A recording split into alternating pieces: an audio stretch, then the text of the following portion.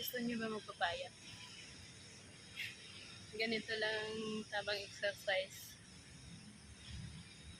Hindi naman na kailangan tumalon. Hindi mo na kailangan mag-diet. Simple lang. Walang moves, ganun-ganun lang. Diba? Kasi noong una, sinasayaw ko sa talaga. Ganun lang. Mga simpleng step. Ganyan. Hindi pa dati ang laki-laki niyan. Meron pa nga. Pero hindi na ganun ka. Laylay.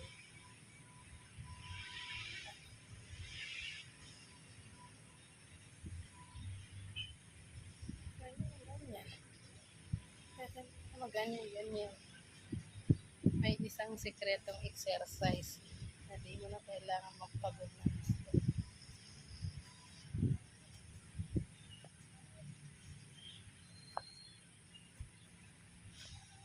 Di mo na kailangan mag-diet para lang mabawasan ang iyong